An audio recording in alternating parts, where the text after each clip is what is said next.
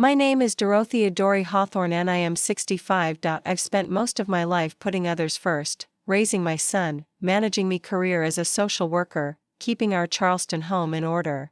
But I've never stopped caring deeply about the people I love. This morning I stood in me kitchen, the sunlight slanting across the hardwood floors, gripping the cream-colored envelope in my hands.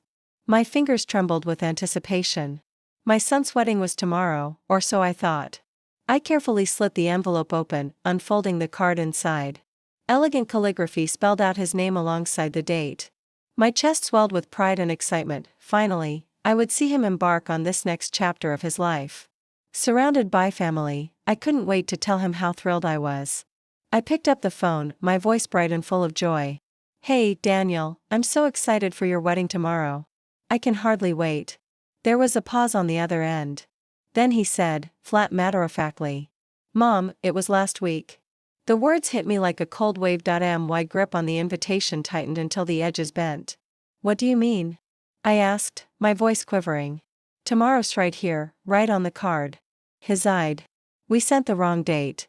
It's done." My stomach dropped. The room seemed to shrink around me. The sunlight now harsh and unforgiving. I stared at the card, then at the phone in my hand, trying to understand how my son, the boy I had raised, could exclude me so deliberately. I felt a sharp sting behind my eyes, a mix of disbelief, humiliation, and something darker, betrayal. I sank into the kitchen chair, the invitation still clutched tightly in my hands. Years of sacrifice and support flashed through my mind. Unappreciated and overlooked, and yet, beneath the shock, a small ember of resolve began to glow. Refusing to be extinguished, I sat in my kitchen, the envelope still trembling in my hands, and let my mind drift back through the years. Daniel, my son, had always been bright, ambitious, and occasionally reckless. When he was accepted into college out of state, he had drained my savings to cover tuition and housing, wanting him to have opportunities I never had. I remembered the countless late nights, balancing bills and work just to make sure he had everything he needed. Then came the time he called in the middle of the night, panicked and tearful, after a client backed out of his first small business venture, leaving him with a mountain of debt. I transferred funds immediately without hesitation, telling him, "We'll fix this. Don't worry." He never mentioned it again, not even a thank you. I had thought that's what parents do. I had been proud to be a safety net, the quiet force behind his successes. There were repairs to the Charleston townhouse my family had inherited, leaky roofs, broken plumbing, unexpected medical bills for my husband before he passed. I had covered it all, often skipping personal treats and vacations, knowing my work and efforts kept our family afloat. And yet during anniversaries, birthdays, and holiday gatherings, I often found myself on the outside. Invitations arrived late. Whispered apologies masked in politeness. My presence barely acknowledged despite years of invisible labor and sacrifice. Each memory stung sharper than the last as I held the invitation again. All those times I had poured my heart and resources into their lives only to be sidelined now. Felt like a betrayal that cut deeper than any financial strain ever could. The excitement that had been bubbling in my chest that morning had curdled into a mixture of anger and hurt. I could feel the resentment simmering just beneath the surface, demanding recognition and resolution. I picked up the phone, my fingers still trembling from the morning's shock, and dialed Evelyn. She had been my closest friend for over 40 years, a constant in my life through marriages, moves, and the ups and downs of raising a son. The line clicked, and her warm voice came through instantly. "Dory, everything okay?" "I don't know," I admitted, my voice tight. "I thought Daniel's wedding was tomorrow. He told me it already happened last week. I wasn't invited." There was a pause and I could hear the quiet intake of her breath on the other end. "Oh, Dory," she said softly. "That's not just a mistake. That's deliberate. This isn't the first time you've been pushed aside, is it?" Her words landed with weight. I felt a shiver run down my spine, both in relief and in rising anger. For years, he had brushed off subtle exclusions, offhand remarks, and times my support had been expected, but never acknowledged. Evelyn's voice named what I had felt but never spoken: pattern, disrespect, exploitation? "I guess I thought it was just oversight," I murmured, gripping the phone tighter. "Dory, you've given so much of yourself to that family." Evelyn said, steady and unwavering, "Your generosity has been constant, but the VE taken advantage." You need Toadside if you're going to keep letting them use you or finally set some boundaries. Her words sparked something within me, a small ember of clarity that refused to be smothered. I realized that I wasn't powerless, that the choices I made now could change how I allowed my life to be treated.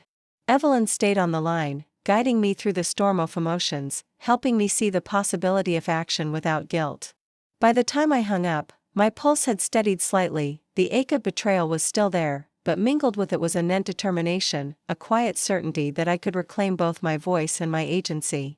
After hanging up with Evelyn, I sat in the living room, the Charleston sunlight casting long shadows across the hardwood floors. I traced the rim of my coffee cup with a trembling finger, thinking back over the decades. Every sacrifice, every midnight call from Daniel asking for help, every repair, every bill I'd covered, it all flashed before me like Acrocell spinning too fast to follow. I realized I had let myself be the family's safety net for so long, that I had almost forgotten I was allowed to have limits, that my own life and dignity mattered, too. I pulled out the file where I had kept paperwork for the Folly Beach rental house, the small cottage I had purchased entirely with my savings years ago. I had always thought of it as a personal retreat, a place to escape the demands of daily life. Yet over the years, it had become more than that. Daniel and the rest of the family had leaned on it indirectly, asking for favors, borrowing the property under vague promises, expecting me to maintain it while they reaped the benefits. I flipped through the deeds, the contracts, the receipts, everything weighs in my name. No encumbrances, no loopholes for anyone to claim it. A slow, steady anger began to build within me, replacing the raw shock and hurt of the morning. I was done being the invisible bank, the invisible organizer, the invisible backbone of a family that seemed to value my presence only when it suited them. I allowed myself a deep breath and a small smile. Not from pleasure at their misfortune, but from the clarity of knowing I had options. I could finally act. And this time on my terms. I began making notes, scribbling down a plan. First, I would assert boundaries around the beach house and any other favors I had long provided. Next, I would contact my lawyer to confirm the legal protections in place and make sure there was no way the family could manipulate me into bending. And finally, I would prepare for the confrontation I had avoided for so long. Rehearsing what I would say and the calm authority I would project. The room felt smaller. Yet the horizon seemed wider than ever. For the first time in years, I sensed control returning to my hands. The betrayal still acted beneath my ribs, but it had sharpened into something else, off focus, a resolve. I was no longer a passive participant in their lives. It was a force they could no longer ignore, and I would not be silenced. The air was thick and humid as I drove through the familiar streets of Charleston. The moss-draped oaks casting shadows across my windshield.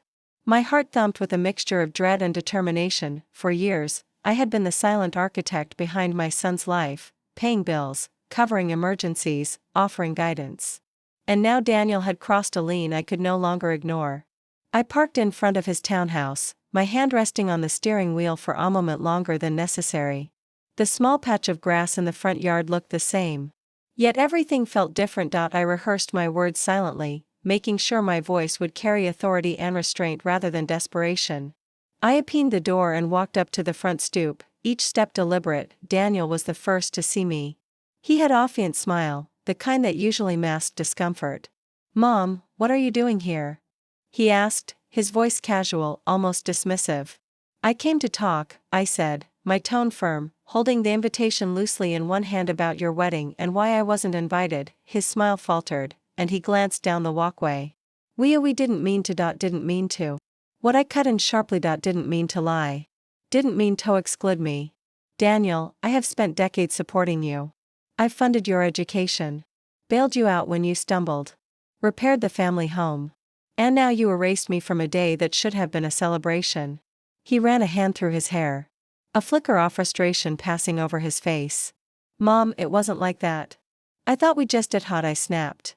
"You thought excluding was acceptable. You thought lying about a date would be easier than telling the truth. For years, I'd been your invisible support, invisible. And now you act as if my presence was optional." From the living room, I heard footsteps. His fiancée, Rachel, peeked around the corner, her expression tense but cautious. My husband, Daniel's father, long deceased, wasn't here. But his absence made the tension all the more palpable. I forced myself to take a deep breath, steadying the surge of anger that threatened to spill. I didn't want to ruin your day, Daniel said finally, his voice low, defensive. I didn't want you to overshadow things. My jaw tightened.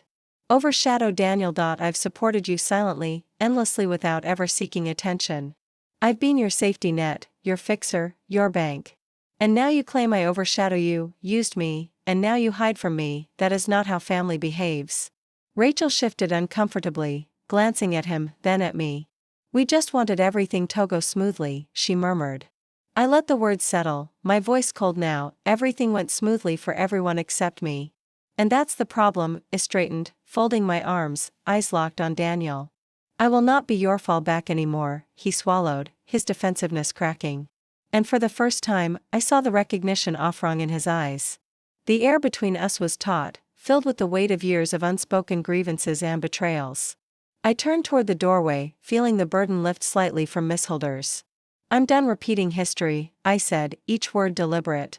You will no longer take me for granted. And with that, I left the house, my chest tight but steady, my mind already turning toward what would come next. The steps to protect myself and reclaim my life entirely. Back at my Charleston apartment, I set the invitation on the kitchen table and exhaled slowly. The confrontation had drained me, but it had also crystallized something I hadn't allowed myself to feel in years: control. I reached for the file where I had stored all the paperwork for the Folly Beach house, the small rental property I had purchased with my own savings decades ago. Every deed, every contract, every receipt was there, and every document bore my name, sole and unquestionable. I dialed Linda Morse, my attorney, a sharp-minded woman who had handled legal matters for our family for years. Her voice, calm and authoritative, was a balm to my frayed nerves. Linda, I need to make sure my ownership is airtight. No one can manipulate or challenge me. Of course, she said immediately. Send meth documents. We'll review everything and prepare notices if needed. You want complete control. Yes, I said firmly. I've been too accommodating for too long. That ends now. While I scanned the papers, my cousin Clara, who had always quietly supported me, popped into the apartment. I'm so proud of you, Dory, she said, giving me a brief hug. It's time they learned you aren't their safety net anymore. I nodded, grateful for her presence. Together, we began organizing the plan: notices to formally assert my rights over the property, written confirmations for any ongoing rental agreements, and clear instructions from my lawyer to ensure no family member could interfere. The strategy was meticulous. Every loophole addressed, every risk considered. Sitting back, I felt a rare sense of relief. For decades, my generosity had been taken for granted. My patience tested, my contributions invisible. Now, armed with the legal authority and clarity of intention, I could reclaim my space physically, financially, and emotionally. The empowerment was intoxicating, but tempered by the seriousness of the task. By evening, the notices were drafted. Linda had reviewed everything, and Clara helped me double-check the plans. It was precise, thorough, and unyielding. For the first time in years, I felt the balance shift. The house that had once been a source of stress, a place for my family to lean on without gratitude, had become a symbol of my autonomy and resilience.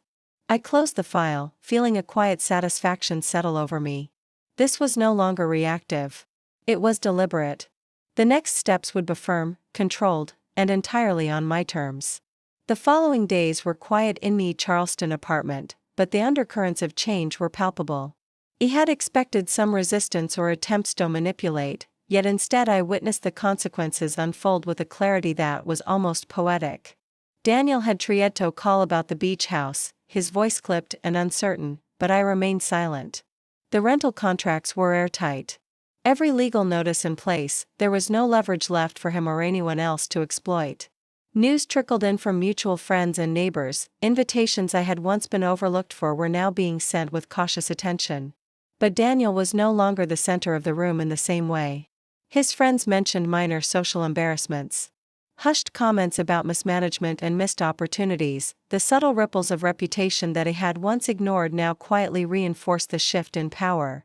I watched all of it from a distance, feeling a rare, almost meditative satisfaction. For decades, I had been the silent engine behind my family's stability.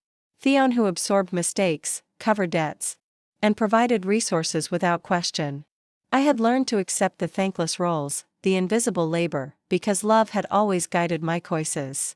And yet, as I observed the discomfort, the scramble, and the small humiliations my family experienced, a sense of fairness settled over me. It was not vindictiveness that stirred within me, but recognition, an acknowledgement that boundaries had consequences, that tolerance without limits had a cost. My long years of patience and sacrifice had shaped the outcomes, and finally the balance had shifted. I allowed myself a quiet smile as I sipped my tea, the sun dipping behind the rooftops, painting Charleston in golden shadow. For the first time in decades, I felt the weight lift not just from being exploited, but from knowing that the lessons I had withheld for so long were finally being understood. Even if silently, I wandered along the Battery that evening, the sun dipping low over Charleston Harbor, casting long streaks of gold across the water. The breeze carried the familiar scent of salt and magnolia, a comforting reminder that life went on with or without the weight I had carried for decades. For the first time in years, I felt unburdened. Back at my apartment, I had settled into routines I had long postponed. Painting classes at the community center, weekly book discussions with friends I had neglected while tending to family demands, and quiet mornings with my tea and journal. These were the pleasures I had sidelined for so long. Each project, each hobby felt like reclaiming a piece of myself that had been hidden beneath obligation and expectation. Conversations with Clara and Evelyn had grown lighter, filled with laughter instead of concern. I noticed how much energy I had when I allowed myself to invest in friendships rather than fix everyone else's problems. I wasn't just surviving, I was thriving. As I walked, I reflected on the boundaries I had finally enforced. They weren't walls, they were markers of self-respect: the beach house, the careful legal steps, the small but firm refusals to abuse. They symbolized more than assets or control. They were proof that I had learned to value myself, that my worth wasn't contingent on others' approval or exploitation. The sun sank below the horizon, painting the sky in deep purples and oranges. I paused at the railing, feeling the gentle sway of the water beneath the pier. A quiet peace settled over me, the kind that comes from knowing you've finally taken your life back. Charleston spread out before me, vibrant and alive, and I was a part of it on my own terms. I sat on the balcony off my Charleston apartment, the warm evening breeze brushing against my face as the city lights flickered on below. The harbor shimmered in the distance, calm and steady, and for the first time in years, I felt the same steadiness within myself. I thought of the past months, the confrontation, the legal steps, and the quiet assertion of boundaries, and realized how much strength I had drawn from claiming my own space. Boundaries were no longer a source of guilt. They were the framework of self-respect I had long denied myself. Earlier that day, Clara had stopped by, bringing a basket of fresh pastries and her easy laugh. We sat together, talking about books, art, and memories that didn't carry the weight of obligation. Later, Evelyn called, checking in with warmth and reassurance. These friendships reminded me that connection could be nourishing when mutual respect existed. I thought ahead to the days to come. Painting classes, volunteer work at the local shelter, quiet mornings with tea and journals, and evenings strolling along the Battery. Every choice felt deliberate, a testament to a life reclaimed. The sun dipped behind the horizon, painting the sky in shades of gold and lavender. I leaned back, breathing deeply, feeling a profound freedom. The past no longer held me captive. I was whole, empowered, and ready to embrace a life defined by my own terms.